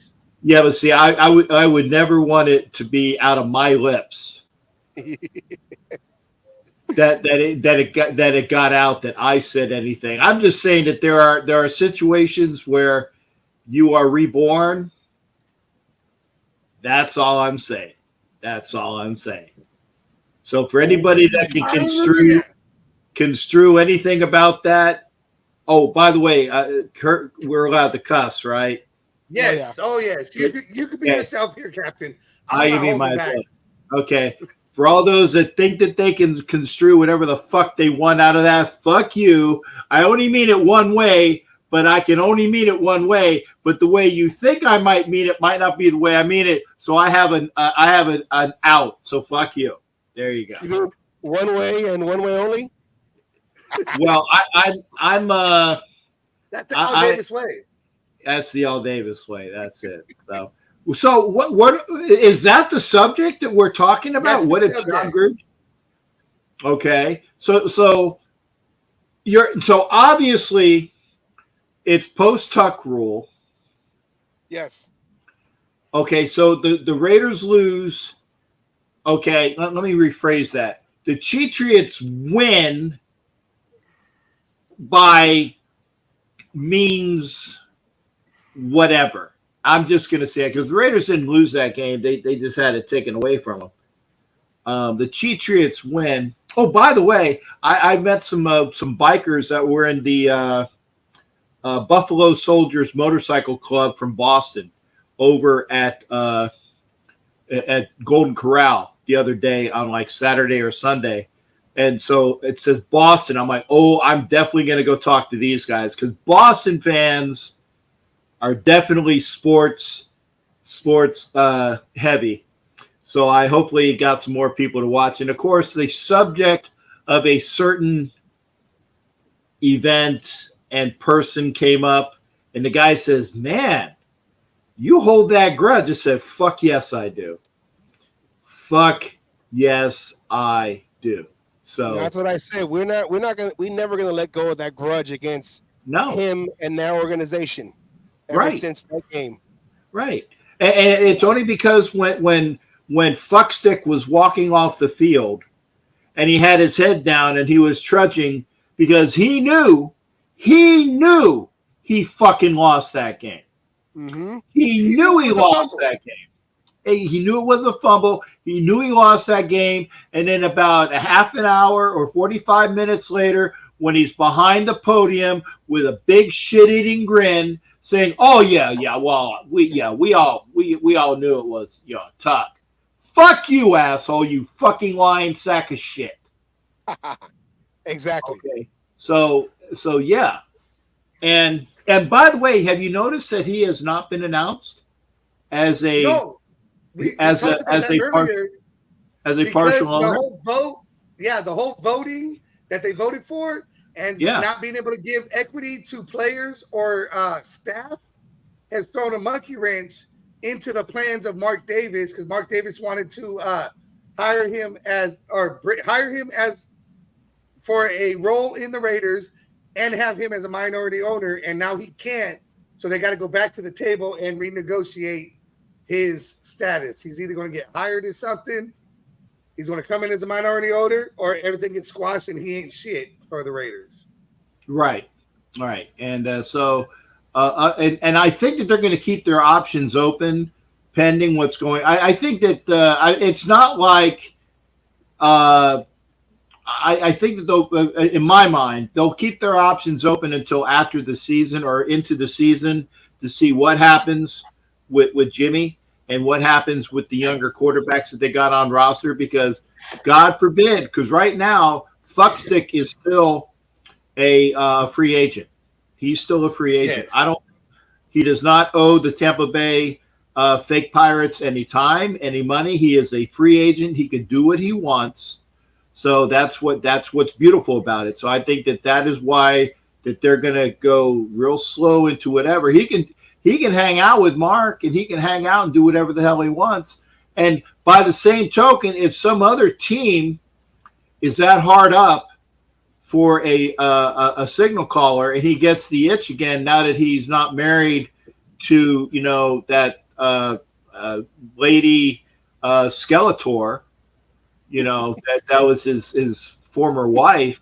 I'm sorry, I think she's fugly. I mean, yeah, I'd probably fuck her on a good night and give her the best 5 seconds of her life. But deliberately go after her? No, she's skin and bones, man. That's why I call her Lady Skeletor. But anyway, was the reason why he came back out of retirement. Nah, I don't want to be at home no more. Let me go back to playing football. I'd rather get smashed, knocked around by a defensive lineman than have to sit here with her. Yeah.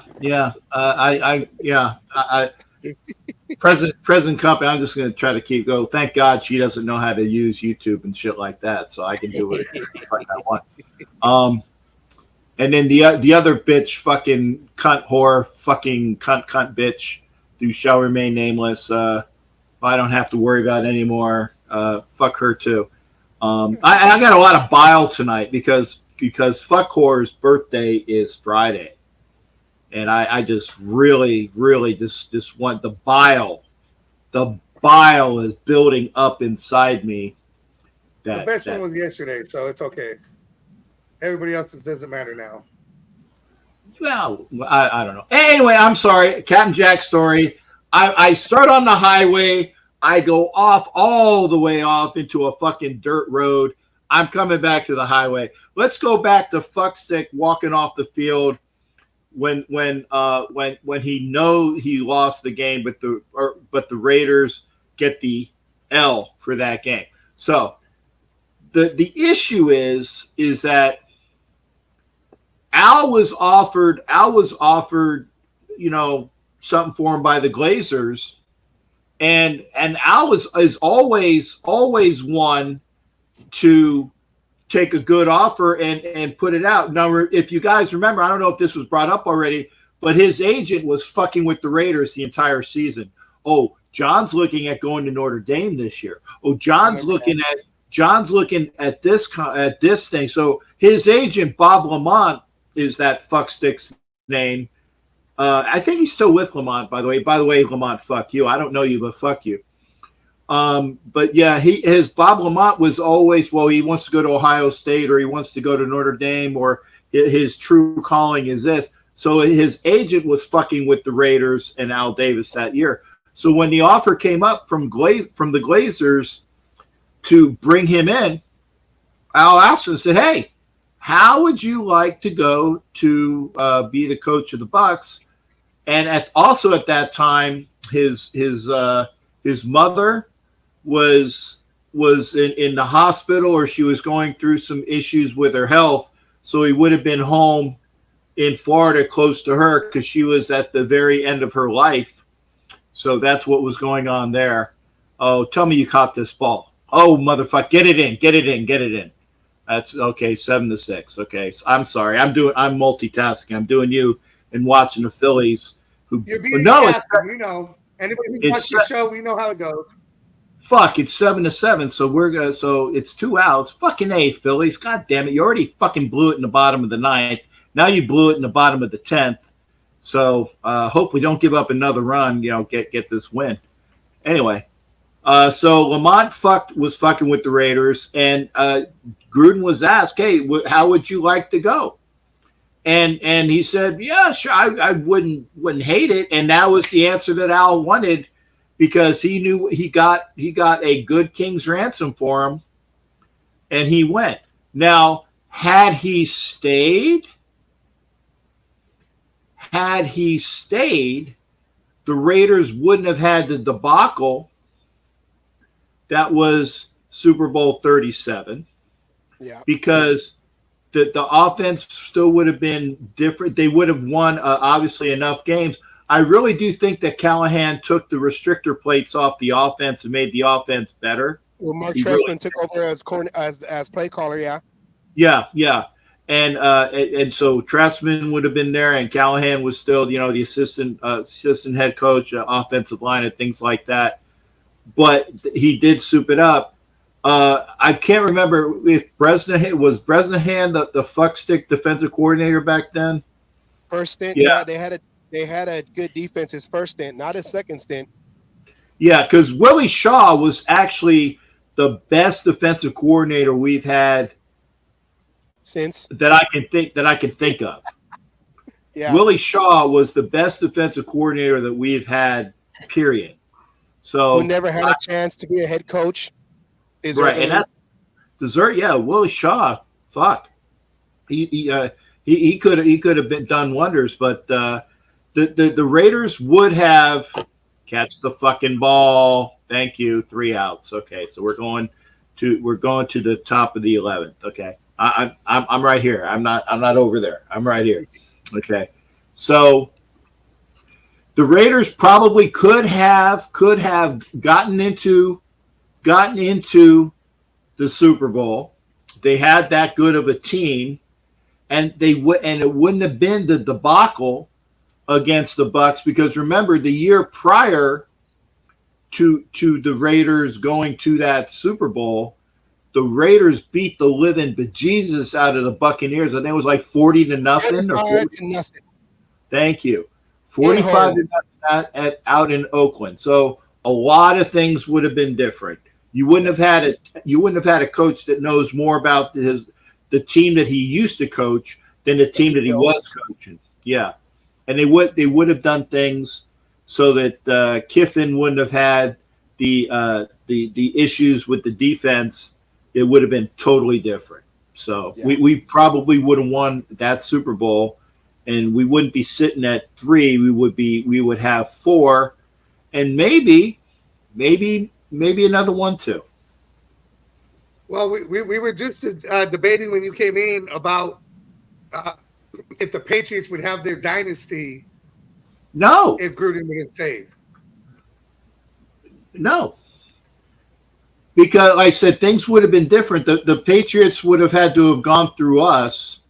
And I think, if you remember the next year when we played them on Monday Night Football in the grudge match, that Callahan beat them on. It was either a Sunday night game or a Monday night game. Callahan beat him in Oakland took Brady out of the game and kicked his ass. Yeah. That following year, we had a revenge, and I think Brady fumbled in that game, and they didn't take it back from us. We got that ball. We did have an older roster, and I think that's like what we were kind of debating, pending draft picks and how we continue on that, success with the older team, the older defenders we had, the older offensive players we had, Tim Brown, Jerry Rice, Charlie Garner was getting to that age. He was in his early 30s. Tyron Willie, I think, was in his early 30s. Gannon was in his later 30s. The offensive line was an older group. They were still productive, but they were an older group.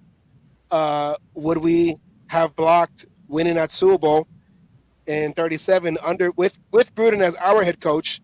Would we have blocked a Patriot dynasty? The Patriots being the golden standard in the NFL for the last 20 years. Would that have happened if we kept Gruden, took care of business the following year, got our 4th ring, and had a stable organization under Gruden? Would the Patriots have their way? And we're not trying to copy the Patriot way 20 years later. Mm-hmm.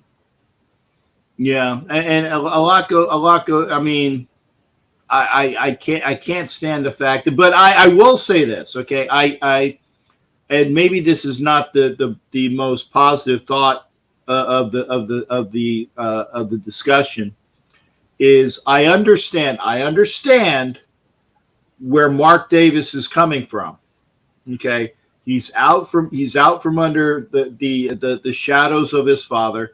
He did try to do things correct the first time. He went to John Madden. He went to Wolf. He went to the third guy. Said, "Hey, who should I bring in here?"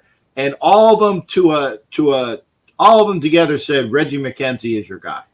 Reggie McKenzie is your guy." So he went that route, and it didn't fucking work. And then he went in and he tried to make things happen with Gruden 2.0 and Mayock, and it didn't fucking work. And this was after the debacle of Jack Del Rio. Jack, last one in the building and first one out, whereas Gruden and Gannon, it was the other way in. first one in, last one out. Del Rio, last one in, first one out. Okay, I don't care what you say about Jack Del Rio. If you like Jack Del Rio is punk. Per reports, Jack, I'm not saying that you're a punk. That I said you're a punk. I said per reports that I've heard, you're a flaming punk asshole slacker. I didn't say that, but other people have said this. Earlier, I had said that Del Rio helped change the culture, but he was never going to get us to the Super Bowl. No. That was my thing. We needed Del Rio to change the culture, and that's what he did. Him and Reggie McKenzie changed the culture, but we needed to move on from them if we wanted to move forward, because we would never have gone to a Super Bowl, let alone won the Super Bowl, if we would have stayed with that setup. Yeah, I mean, McKenzie was good at riding the salary cap and all the shit. Yeah, at getting players back, in good stead money wise. No, but he wasn't good at building the franchise. He was good. Like I said, he should have been the CFO, and that's what he was. He was a good CFO, but nothing more. Yeah, can't argue that one. Well, we had a question earlier. Speaking of, having the young quarterback now, we were talking about earlier about McConnell almost having, since he wears the number 4 now. Oh, it could be, a chance where he has a similar path like Carr did, taking over for they're saying he's doing real good in camp, and he's a rookie, taking over the veteran quarterback that they brought in to run the offense, that like Carr did when he took over for Schaub, when they brought in Schaub that same season. Do you see McConnell, and it'll be not by performance but more of because of injury, do you see McConnell coming in and keeping the job this coming season like Carr did in his first year, his rookie year, when he won the job on that last preseason game against the Seahawks? Do you see a similar path? I can see possibly, and I know that that's wishy-washy, but it depends upon if O'Connell can pick up the system, because McDaniels' system it's like analytic trig and geometry being taught for the most part to people that are coming out of elementary school arithmetic, right? You got to learn that system, and it's difficult. Yeah, and people have said, astute people like even Devontae Adams said that, man, I'm having a hard time picking this shit up. That's why there was some of those gaffes last year between Adams and Renfro in the Kansas City game where they ran into each other because they didn't quite know what the fuck was going on. I was at that game, and I thought that the fucking Kansas City guy, defensive pass interference, and I'm like, fuck, throw the flag, goddamn, flag that. But no, I didn't realize, because my angle, was I saw them, both go down, but I thought that the Kansas City guy is when it caused it. But back to point, typical me. If O'Connell grasps the system, and you'll see if he ascends to the number 2 quarterback. If he ascends to the number 2 quarterback quicker than people think, because Hoyer is plug and play. If once he goes past Hoyer, then it's a indication that he can take over and run the system to McDaniels' liking. Yeah. Carr did not do that. And Carr was, and I know that there are a lot of Kardashians versus Kardashians here.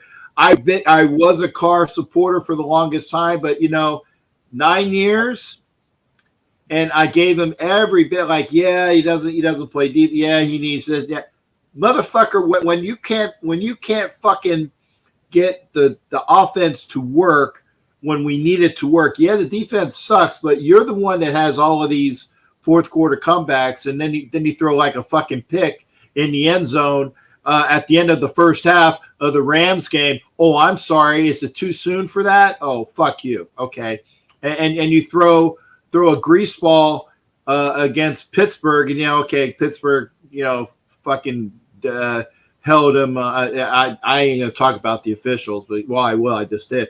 But when you can't do shit, or when you have Darren Waller drop not one but two fucking touchdown passes against the Titans, a game that I saw as well live, there are issues there. There are issues there. So that's just the way I see it. But did you go to Darren Waller's record release party? No, I wasn't invited. No, if they would have invited me and they had some hoes there, I would have went. It's a rap party. There's gonna be some. There's always gonna be some hoes. Right. Well, but he didn't invite me. I would have been there. I like I said, I would have given those girls the best 15 seconds of their life. maybe 20 on a good day. Maybe 20. Well, that was it's our first show, so we're kind of we're getting the feel of it right now. But we're coming on 2 hours, so I'd like to thank you for coming in and guest appearing in our cage match. The all knowledgeable Captain Jack. And love being here. I want to make sure you guys are under 2 hours so you can have this show to rebroadcast. I know these things. Yes. Well, we appreciate you coming in. And for those who are watching, catch our show live on Wednesdays around 5 p.m. We started late today. Around 5 p.m. Pacific, 7 p.m. Central, 8 p.m. Eastern. This captain's doing overtime right now. He showed up and he helped us out. We appreciate that. We appreciate it greatly. Yeah. Asylum, any last words? No, nothing else. I think, we said what we wanted to say, and hopefully everybody subscribes, likes, and we continue this for a long time. It's only episode 1. We're going to get through this. We're going to have some content next week going into that Niner game because we all hate the Niners. Doesn't matter if we're in Las Vegas and they're in Great America over there, off the by the amusement park. Always hate the Niners. Captain Jack, any last words for us? No, thanks again for allowing me to be here. Be sure to, if you're watching this live or even if you're watching a tape, subscribe to the gentleman there. You got Cage Match, you got the channel, you got a great time ahead of you. You got great Raider and football knowledge with those two guys. And I'll try to come in and entertain in the only way that I can when I can. Reno Rick. We'd love to have you. All right. With that said, all right, Raider Nation, peace out. Next time in the cage match, we're going to talk about going against the Niners, whether it's preseason, doesn't matter. It's going to be a first football game. We're going to see silver and black. We're going to see our team out there at home in Vegas. I can't wait. It feels like it's coming up real quick, but it took so long to get here. So, all right, with that said, good night, Raider Nation. Thank you, Captain Jack. For Asylum, for Captain Jack. Oh, yeah. Have a good night. Oh, yeah. Yeah, you bastards, fucker. Ah. And with that, I want to play our last words. Oh, I'm sorry. Our last. How does it go? A last message from Raider Milt, my old football coach. Rest in peace. This is how we feel, Raider Nation. Good night.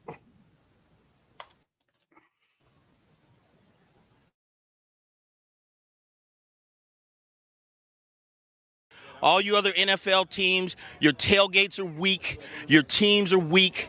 We might be down right now, but it doesn't take away the history. And all you Raiders out there need to know your fucking history of who the fuck you playing for and where the fuck you're playing. Damn it. Oh, and by the way, I won my last cage fight. Again, I'm still undefeated. And you NFL motherfuckers out there that you think you want some, come on and get some anytime.